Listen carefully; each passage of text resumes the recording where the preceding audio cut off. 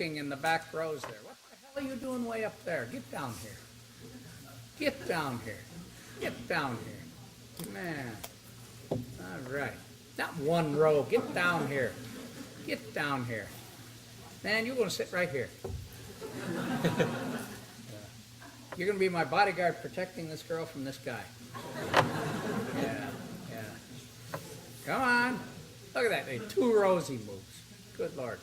Hey, we got a special treat tonight, wonderful special treat tonight. We've had an incredible series of, I think, 37 Hilton Distinguished Entrepreneur speakers over the years. What we're trying to do is bring people to you guys to let you see, feel, and touch, and I warned him you wouldn't touch him, that this was a figure of speech. But see, feel, and touch people that are doing it out there as entrepreneurs. And what I love about tonight is you're going to be able to work with a guy or listen to a guy who is right in the front of China and setting stuff up for small and medium-sized businesses. Mark Crone is an attorney, but he's also what I would call a consultant and counselor and advisor to all sorts of small and medium-sized businesses. And he's fighting the game, and my wife and I have spent many, many, many years working in China and back in the 80s, and we know how tough the game is. It's still tough, but it's better. They actually have flushing toilets now, and it wasn't that good back in the 80s, right? Right. But you've seen some of the squat toilets too, huh? Yeah. And some of them don't flush that well. Can you give me that thing? Yeah. Before he starts, I want to present Mark Crone with the Hilton Distinguished Entrepreneur Award. And as soon as I'm going to read it to you, when I'm finished with it, we're going to put it over on that stand over there. And I always ask my students to do one thing. Walk past this before you leave. Read it. Visualize your picture and name in there. And start guessing at what point in time are we going to have you here talking to our LMU students, teaching our LMU students about your successes. And there is no reason whatsoever that every single one of you people couldn't do this and be here. So start thinking about it now. I'm going to read this to you real quick. The Conrad Hilton Distinguished Entrepreneur Award, you can peek at it too. The Conrad Hilton Distinguished Entrepreneur Award, celebrating entrepreneurial excellence, exceptional achievement, and powerful leadership. Presented to Mark Crone, Esquire. That means he's an attorney. Founder, managing partner, Crone Rosinko Attorneys. A trained attorney with a passion for action and world adventure. This young man is playing a major role in developing the opening of the gigantic economic opportunities of China to small and medium-sized entrepreneurs. Globalization is real life to this modern-day world explorer and economic adventurer. That's why the posters. Pam, where's Pam? I wrote the copy on that poster out there, and she took it and made him into Indiana Jones. That ain't too bad, huh? Give Pam a hand.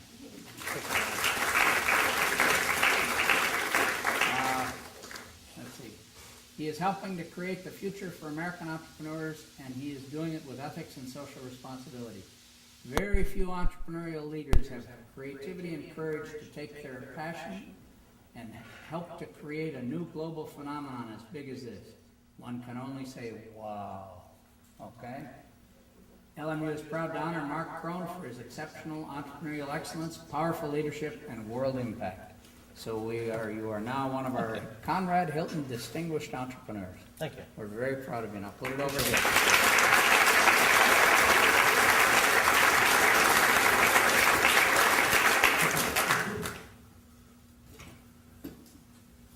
You're on, baby. All right.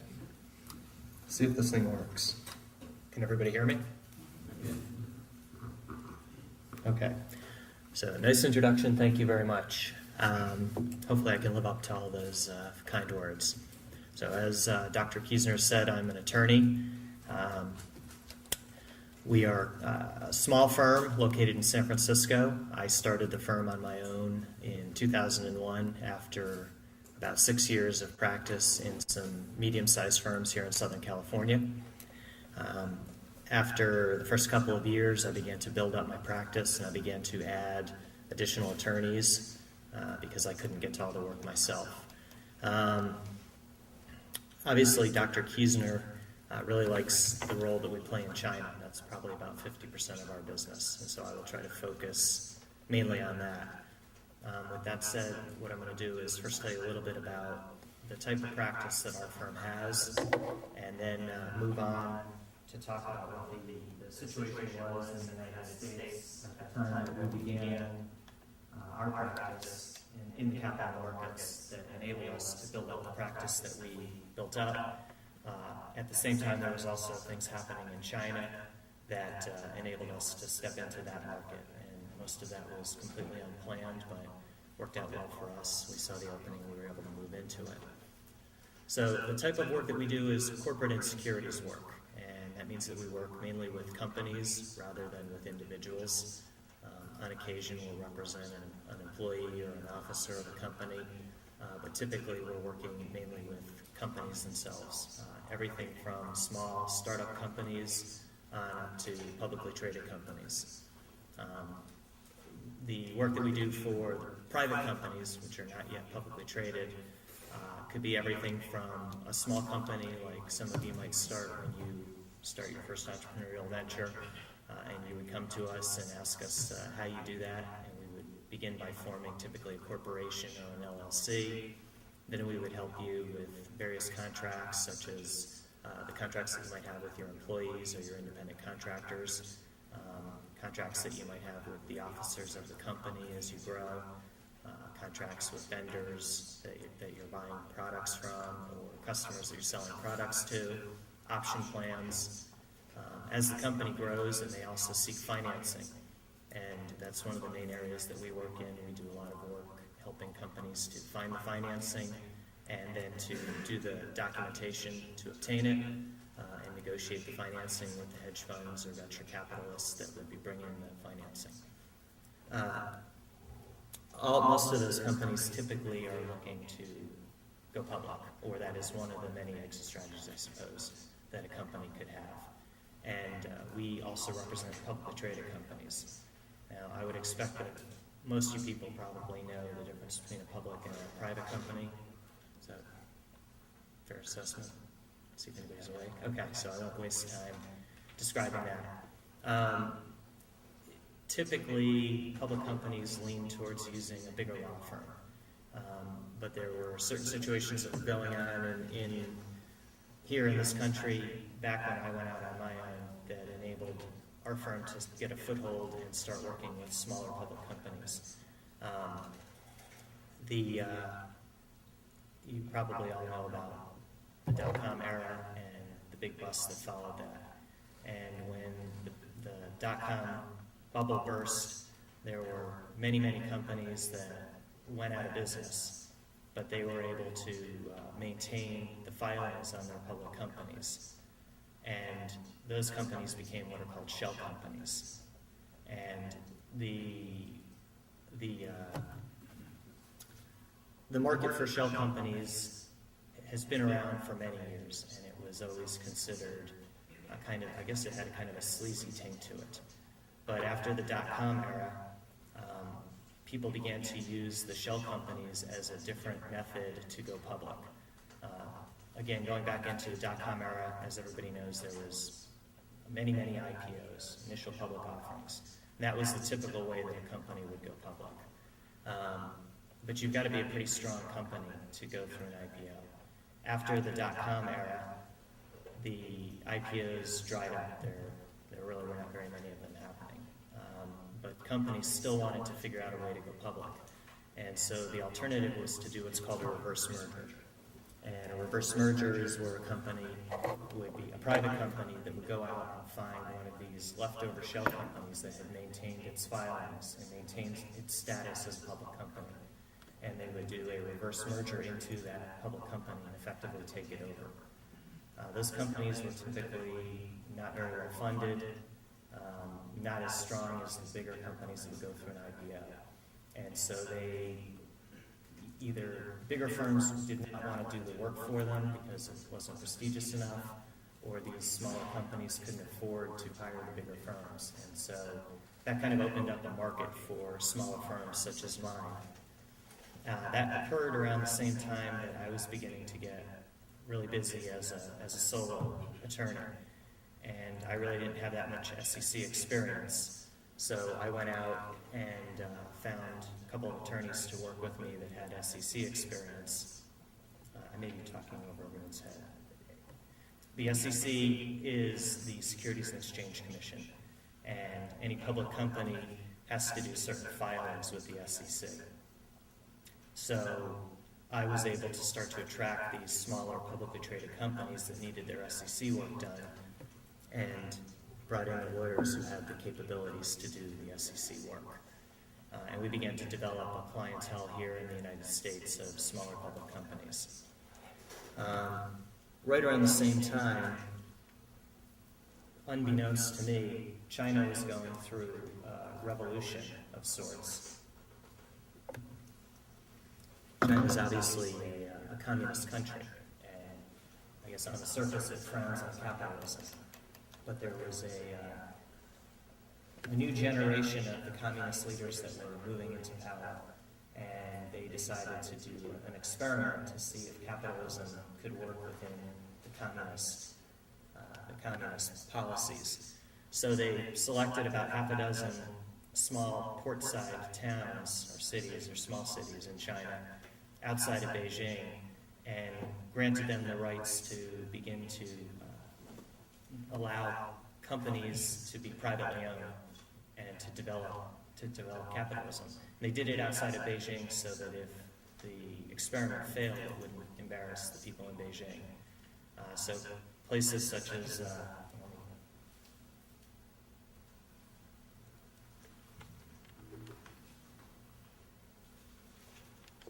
not the greatest.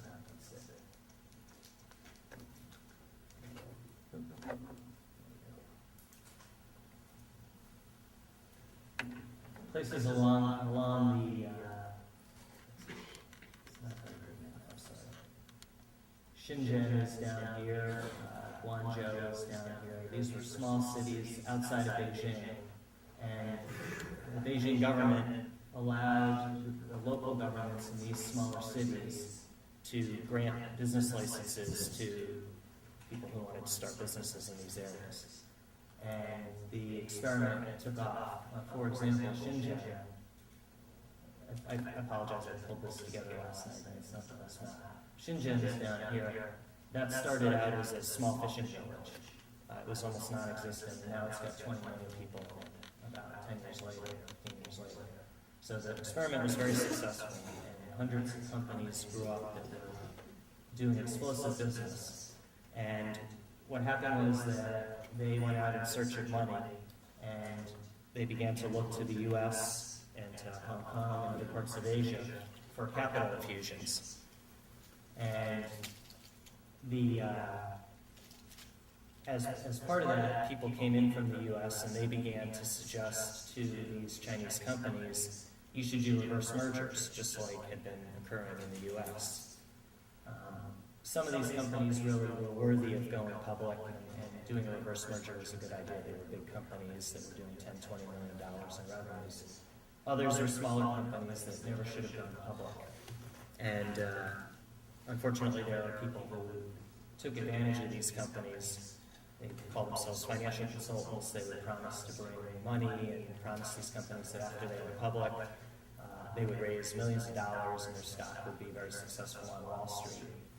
The companies in China really didn't understand what they were getting into. Typically, they would pay these financial consultants $1 million or more to bring the show and to take them through this reverse merger.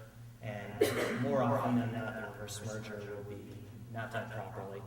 And then these consultants would disappear and leave these companies kind of swinging in the wind, trying to deal with questions they'd be getting from the SEC and other government agencies. So it was right around this point that I was beginning to develop the business that we had, working with small public companies. I got a call one day on my cell phone. It was a voice message. I missed the call, and it was from I guess one back up. I had no idea that any of this was going on in China. I wish I did. I wish I could say that I had a crystal ball or that I had foreseen this coming, but had no knowledge that this was happening. nor did I think many people in the U.S. This was 4 years ago, 5 years ago, people were really not aware that this was happening.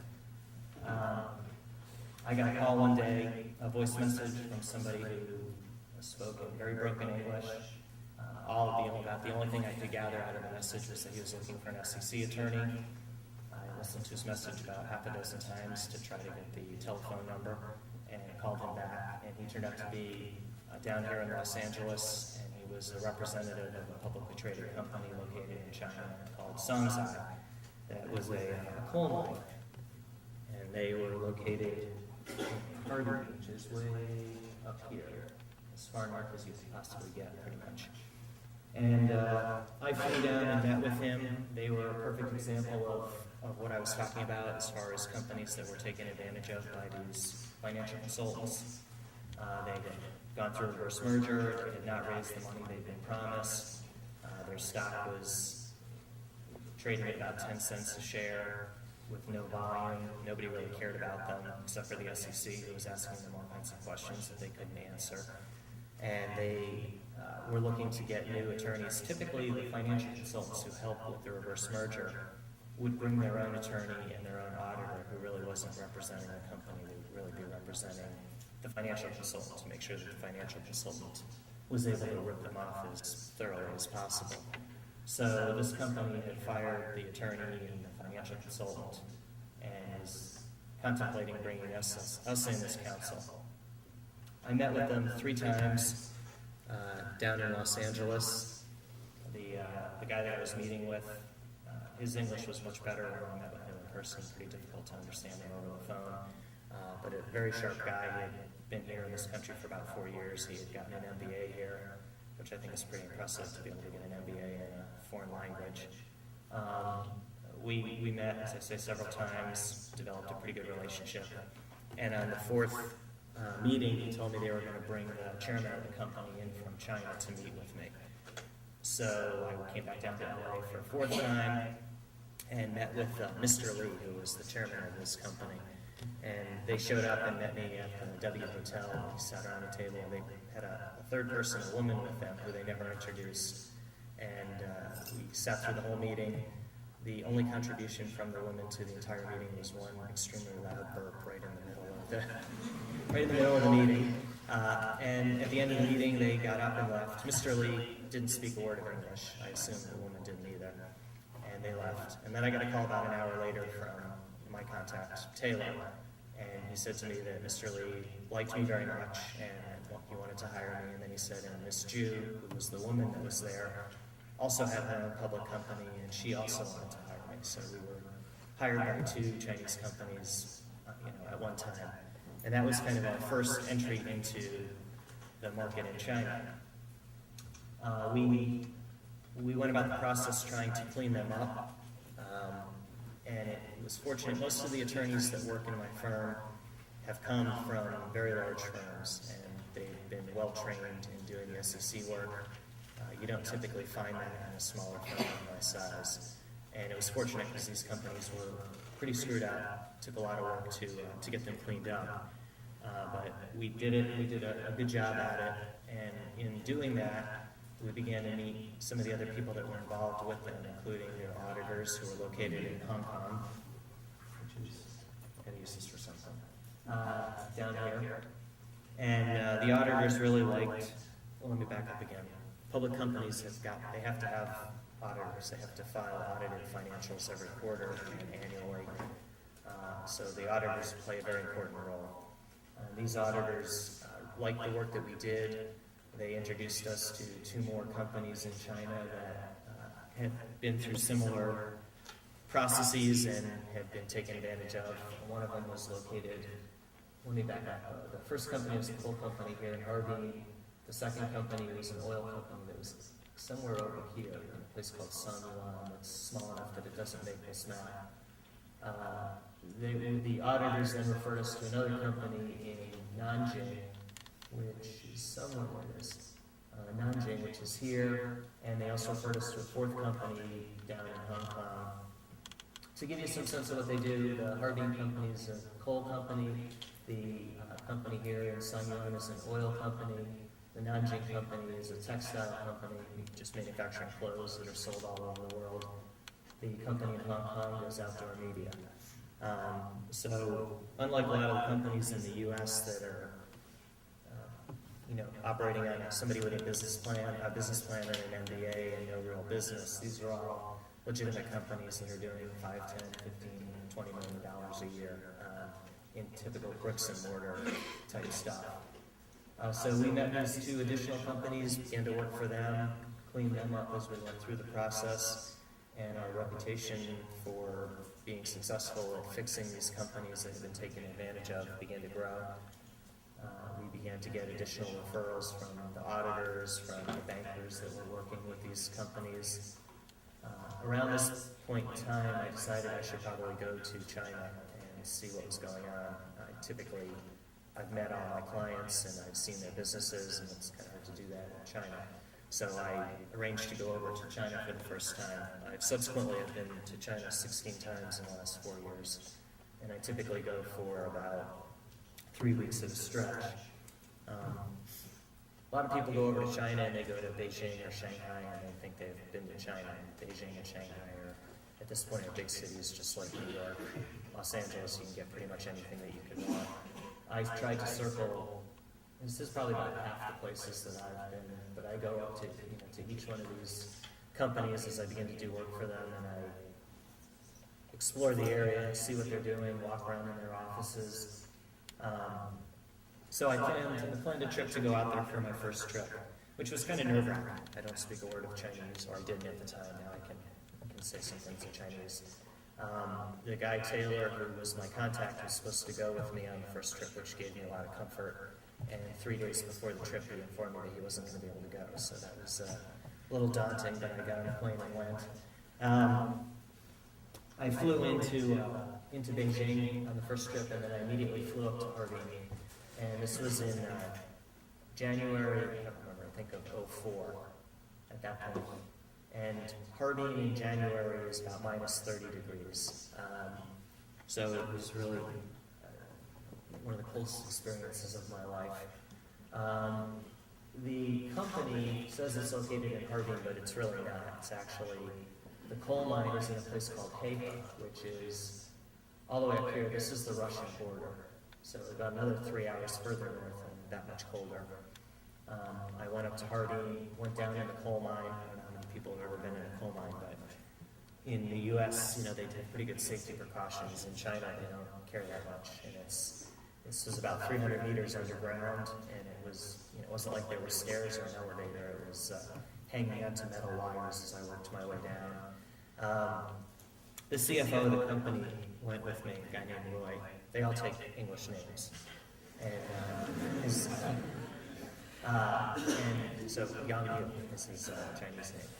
And I remember going up to, when we flew up there, and I kept saying to him, we're going to go down to the coal mine. I want to see the coal mine. And he kept saying, are you sure you want to do that? Are you sure you want to do that? And but I dragged him down there, and more on that story after. Let me stick to the point, which was trying to give you a sense of how the business developed there. Over the course of the next 3 years, I just began to infiltrate, I guess, the network of people that were playing in this space. There were all kinds of conferences with bankers and other people that were involved in the industry that I would begin to go to. And at this point now, we have 12 or 13 public companies that are located in China. We have a couple of others that are in the process of still wanting to go public that we represent. We have a couple that we've lost along the way. So we've represented a pretty good handful of companies. Companies ranging from, in Xi'an, we have a natural gas company. We also have a pharmaceutical company, as they call themselves. We've got another pharmaceutical company in Harbin, along with the coal company. They're scattered all over. I couldn't find where Guilin was, but we have a paper company in Guilin that I think is probably the only public company in that area. And so I've been all over the country to visit with all these places.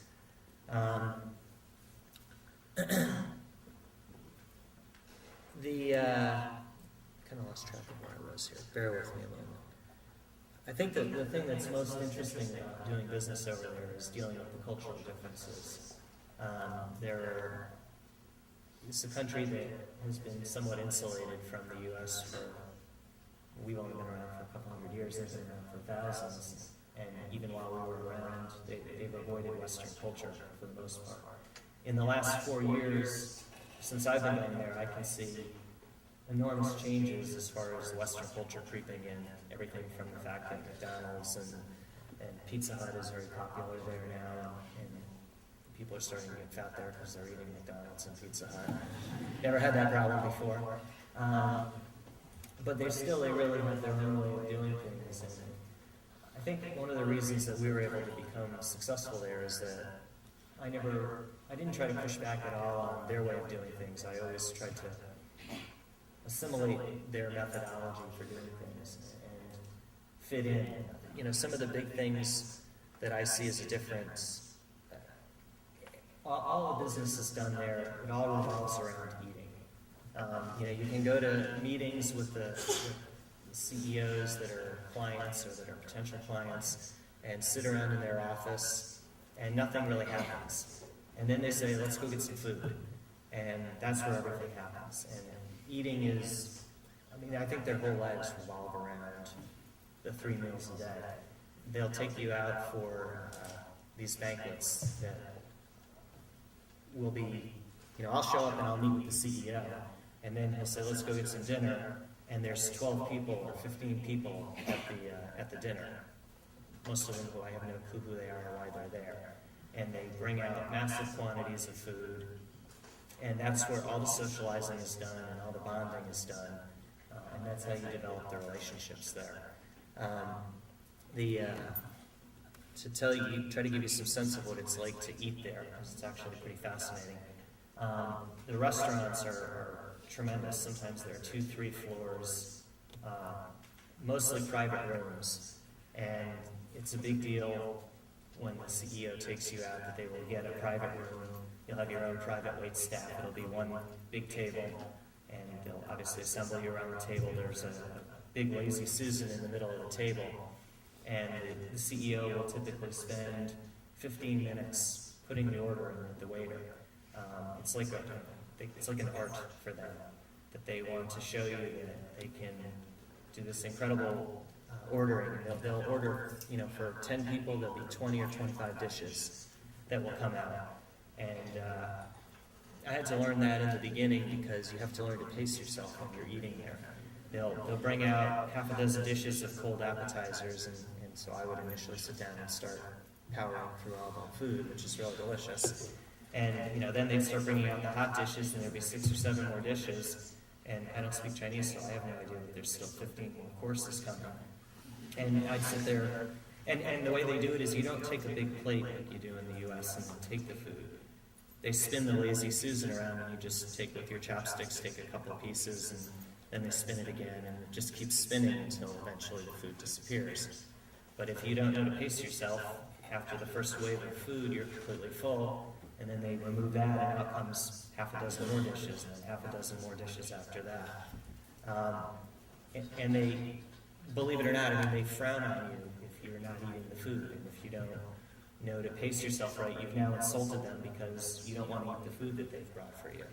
So it becomes, I've gone over there with a lot of Americans, and they don't understand that, haven't learned that, and you can see that they antagonize their hosts because they don't know the right way to eat the food. Food is interesting also because you eat interesting things there. Everybody's probably heard about that. I've eaten things like goat, snake. Snake is great. I've had it cooked many ways. Frog, sea turtle. And my technique is they'll always ask me, what do you want to eat? And I never ask for anything. I always just say to them, whatever you think is going to be good, please, you bring whatever you think is delicious. And again, that kind of feeds into the fact that they want to be this magnanimous host and show you how wonderful the food is and how they know how to order. all been done. And I don't ask what the food is when they present it either. And that's, I might not have been inclined to eat snake if I had known it was snake. I figured it's better just to eat it and then ask later. The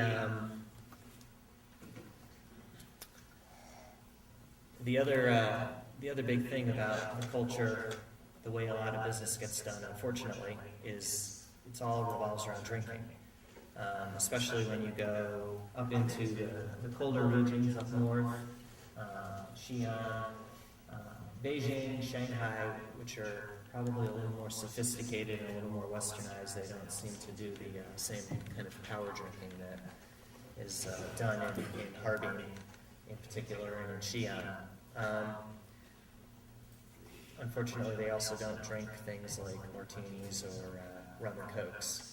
You might be lucky to get a beer as a chaser, but the drink of choice is something called Mao Tai. And Mao Tai it makes tequila or rum or vodka seem benign. I think the closest thing I could think of would either be grain alcohol or turpentine. I mean, it's really that awful. The way it's consumed is as a shot, and if you don't drink, you offend the host. There are ways to get out of it, I suppose, and Dr. Kiesner and I have talked about that. I've been with people who, for example, I have one business acquaintance that I know that's a Mormon, and he and I talked about the drinking, and he said, well, I tell everybody right off the bat, I'm a Mormon, I don't smoke, I don't drink, and I don't want you to bring me women. And he said, and then I'm back in my hotel room every night at 5 o'clock. I also am not aware of any deals that he's actually done there, so I think he's missing out on the connection. I'm not suggesting he should abandon his Mormonism, but so back to the Mao Tai. It's served as a shot, and they'll start right when you sit down. I'm not a big drinker, but I do what I have to do to get the business. And they'll start serving up the shots from the beginning, and I just go at it with them. I've learned it's like a drinking game, actually. For example, you'll have a table of 15 people, and so they'll want to do a toast to me as their guest. We all do one shot.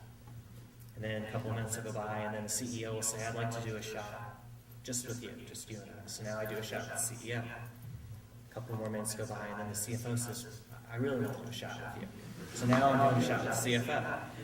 And of course they work their way around the table, so I do 15 shots for their every one. Another part of the drinking game is, have you consumed the whole shot? After you do the shot, they take it and tip the glass upside down.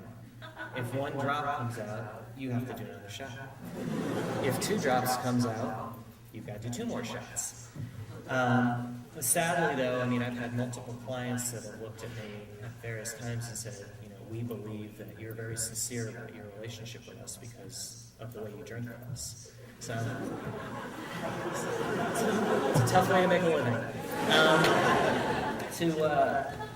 I'll give you one story that I think kind of illustrates some of the fun about the food and the drink. This was the time I was kidnapped. It's a great story. I went to visit my natural gas client in Xi'an, and this is a great company. They're doing about $30 million a year. We had helped them raise $5 million when we first got involved with them. Almost immediately thereafter, they raised another $15 million, and then we helped them raise $50 million. And the $50 million was going to be used to build a LNG plant, a liquid natural gas plant. And natural gas comes out in a gas form, and it's very dangerous to try to move it that way.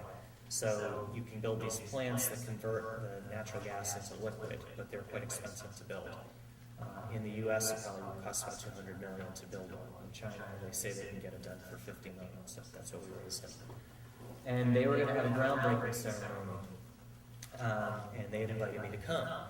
So I budgeted 3 days to go up to Xi'an. The first day was going to be to go to the groundbreaking ceremony. The second day was going to be to have some meetings with the client in his office. And the third day was to meet with a potential client. So we flew in the evening before the ceremony, got up in the morning and went over to the client's office. They pick you up, they drive you everywhere.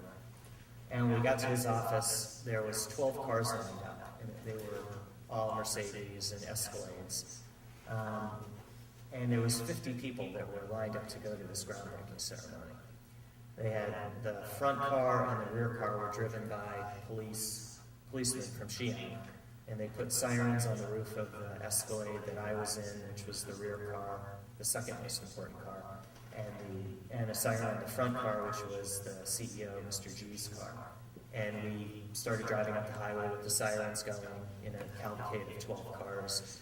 My car was set to make sure nobody got in our line, so if anybody tried to pass and get in our line, he would swerve up and run them off the road. It was pretty interesting. And after about an hour, I had been told it was about an hour and a half ride, so after about an hour and a half, I said to my paralegal, who's a Mandarin speaker, her name is E, I said, could you ask the driver if we're almost there? And so she said, sure, and she chatted with him for a few minutes, and she said, no, he says it's another 6 or 7 hours. And I said, what do you mean it's another 6 or 7 hours? She said, that's what he said. I said, well, could you try to get a little more information? Well, it turned out it wasn't a 2-hour drive, it was actually a 10-hour drive. We went to, again, not on here, I think it's hidden here, Inner Mongolia. We were 60 kilometers from Inner Mongolia. So at this point, I'm doing a slow steam because I now know the whole day is going to be driving up there. The next day, the whole 3 days is now blown. But anyway, we get there the first day. We have a big banquet the first night. It's 50 people plus another 30 people that are there. So about 80 people, now Thai galore. And I got through that without too much problem. The next morning we got up, drove 2 hours, and had this groundbreaking ceremony, which was just a big patch of sand that the CEO threw some of the sand with his shovel, and they took pictures and then we left. And then they put them on their website without asking if it was okay if they had my picture on their website. But then they had the big 3-goat roast, which was going to be the big celebration to go after the groundbreaking ceremony. So this was going to be a Mongolian barbecue, and it was apparently a big deal that they were going to have 3 entire roasted goats for the dinner. So we went to this restaurant, which was out in a big, looked like a big field, and there were multiple tents, and some of them were smaller, some of them were larger, and they were brightly colored. It looked like a circus tent. And they brought us into this really large tent that was capable of accommodating 80 people. And they set us all up, and they started pouring the Mai Tai and doing the shots. And after probably 15 minutes, they brought in the karaoke machine and the karaoke singers. And of course, maybe they were doing Chinese karaoke songs, I don't know, but they all sounded the same to me. Then they began to bring food in, and they rolled in these 3 carts, big metal carts, and on each one was a goat. An entire goat, I mean, this big by this long, the hooves, the head, the horns, and they were roasted. I don't know how they roasted the whole goat, but they were very pretty. And they brought the 3 most important people in the room up to do this ceremony with the goat. Mr. G, who was the CEO, apparently I was important, they brought me up, and this board member who was there named Jim Garner. And Mr. G went up and they gave him chopsticks, and he cut an X in the side of the goat, and then they gave him a big bowl, like a soup bowl, and they filled it with water from a pitcher, and he took some of the water and he sprinkled it on the goat, he sprinkled it in the air, and he sprinkled it on the ground, and he went around to every table and he sprinkled water on all the people, and he came back, and then he drank the whole bowl of water, and they filled it up again, and he drank it again, and they filled it up again, and he drank it again. And I thought, wow, that's a pretty cool ceremony. So then they looked at me, so I took the chopsticks and I cut the axe, and they poured the water, and I sprinkled the water on the goat, and threw it in the air, and went around and sprinkled it on everybody. Hit my paralegal about 4 or 5 times with it, because I just wanted to antagonize her. And then I went back up to the center, and I chugged the water down. And it got about halfway down my throat, and I realized it wasn't water, it was Mai Tai. And all I could think about wasn't that it was Mai Tai, it was that I still had 2 more bowls to go. So that was really kind of a rough night. But the goat was delicious. About the eating. One other example of the whole eating thing. Because, and I know I'm kind of belaboring this, but I mean, I really believe that the reason, or the way that you develop the relationships there is through the eating and the drinking and the socializing. And so, as far as interesting stories, that's where they all come from. But to give you an example, I had a potential client down in Shenzhen, and I'd been working with the CFO for a while. She was an English speaker, and she finally brought me in to meet with the CEO, and we went out to dinner. It was the first time I had met with him, and we went to this incredible seafood restaurant. And you walk in, and it looks like the lobby of a hotel, but it's filled with fish tanks. I mean, as far as the eye can see, everything you can imagine, every kind of lobster and fish and sea cucumber, and anything you can imagine.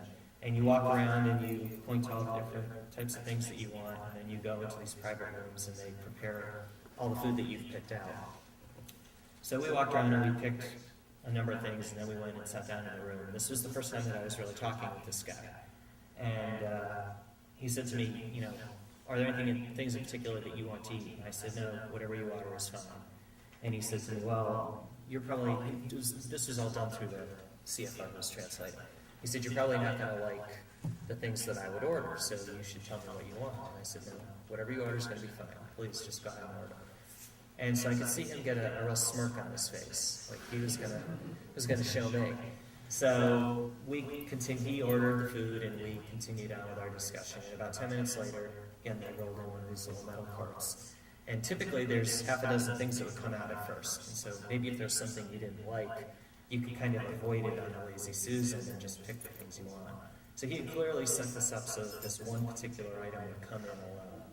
And I looked at it, and I knew exactly what it was because I'd had it a number of times before. It was jellyfish, and which is quite tasty.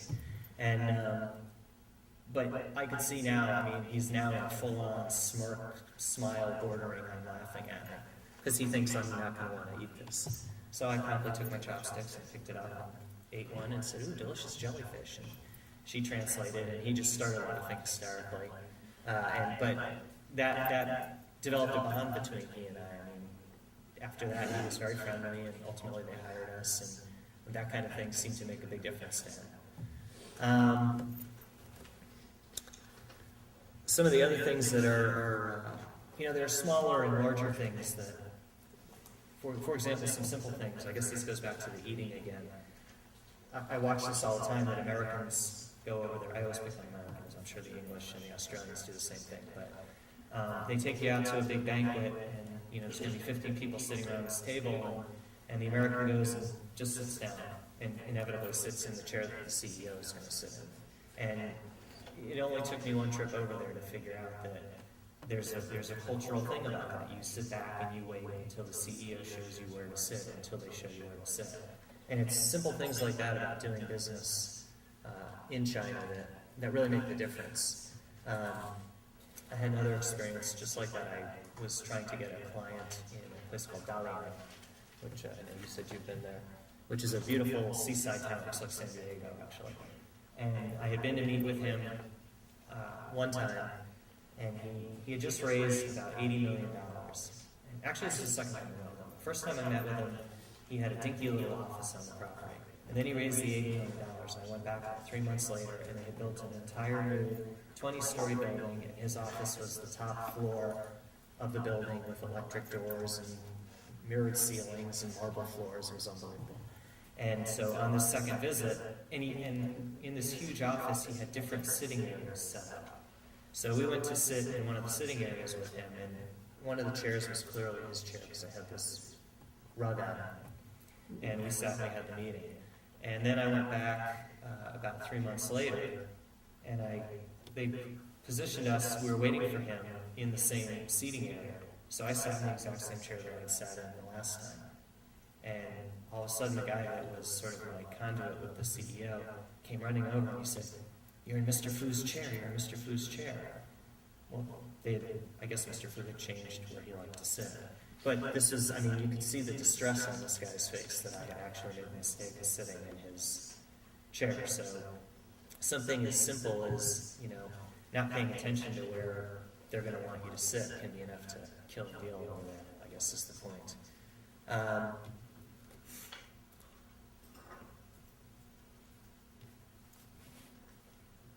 I think, I've touched on a lot of the things that I think that we did right when we went over there. As far as things that maybe we did incorrectly as a business, there are a couple of things that I've never been able to fix them. The first was trying to collect from my clients over there. That's another one of the games like the drinking games. I'll send them a bill. I'll think it's pretty clear cut. The work we did is listed. And they'll come back with questions about, did you really spend this many hours doing this? Did you do that? And when this first, we did the work and this is the money you owe us. We think we did a good job. We think we did it fast, efficiently. So they didn't pay the bill. So I waited and I discussed it with them again. And they said, well, we really think these are overcharges. And I said, nope, this is exactly the work we did. So they didn't pay the bill. So finally, after about 3 or 4 go-rounds on this, I did what I would have done with an American company. I said, fine, let me make an accommodation. I'm going to do it this one time. And I cut the bill a little bit. Then every single bill after that they questioned because they thought I had ripped them off the first time and I had admitted it when I cut the bill. And so therefore they didn't want to pay any of the subsequent bills.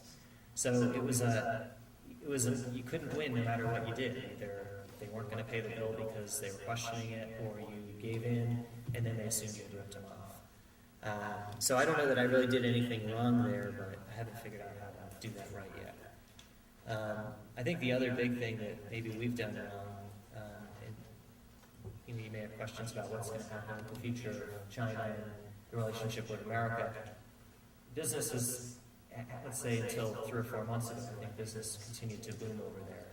And we really created a pretty good footprint for ourselves. There are probably 4 or 5 other small firms like mine, maybe 6, that were doing business over there, and half a dozen big firms that were also doing business over there, that were working with bigger clients than we would work with.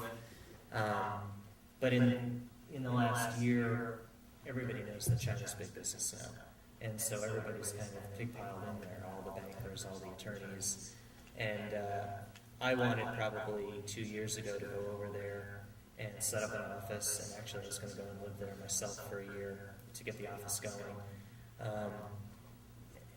My partner didn't agree with that. It would have been costly to do it, and so we delayed and we disputed that, and while we still have a great reputation there and we're still very busy there, I think that where we might have been ahead of the pack, now we're in the middle of the pack. So I suppose from just a general standpoint, if you see the opening as an entrepreneur, you have to go for it, is my opinion.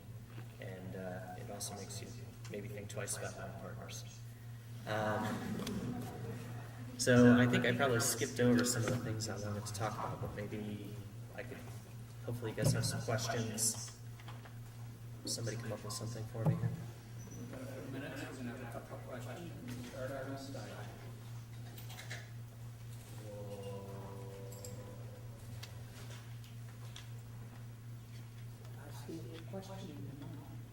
I see one there in his hand.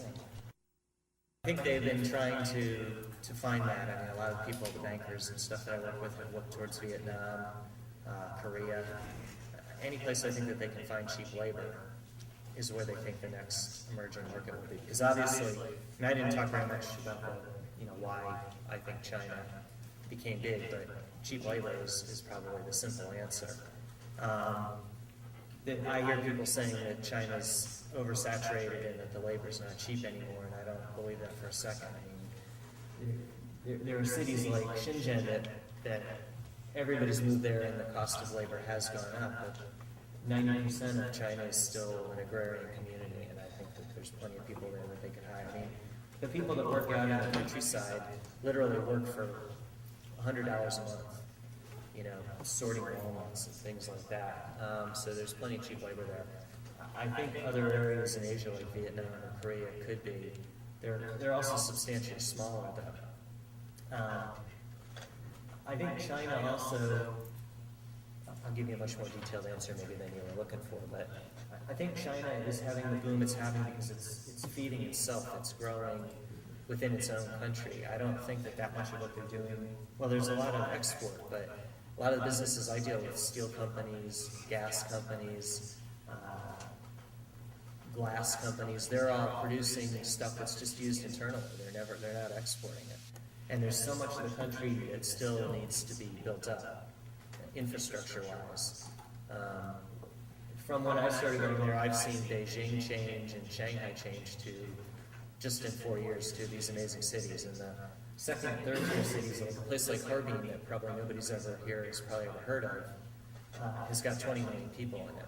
And in the 4 years I've been going there, it's become a monster city with amazing skyscrapers. But there's still so many other cities left that they can build up that I think the boom will continue there.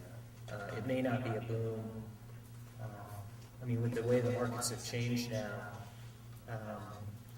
they may not be looking to come to the U.S. to get their stock traded here, and then that may foreclose possibly the work that I'm doing for them. But I still think the country itself has got a lot of growth to do. I have to cut us off, I think, because it is after 7 and a lot of you guys have to leave. What I will ask him to do is stay up here for a minute. If somebody wants to come up and ask him a question, we can have him up here for 10, 15 minutes. And the other comment I will make is, I am stunned. My students here don't know anything about drinking, and you talked about that, and you were talking way over their heads. They didn't know a thing about it. I don't endorse it. And all these people in these stories were over 21. He's only suffering for business. Give him a hand. Huh?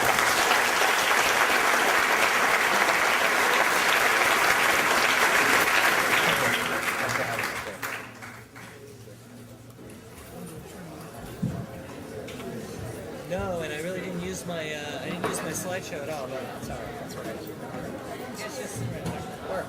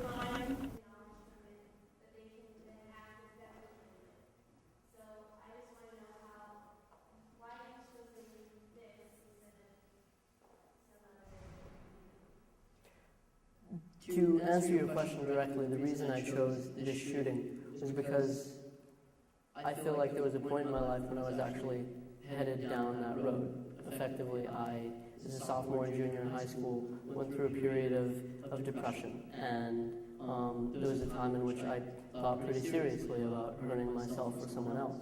And I realized actually when Columbine happened that I needed to walk away from that. I needed to figure out what was going on in my life to fix that. I went to a therapist, I recommitted myself to Taekwondo.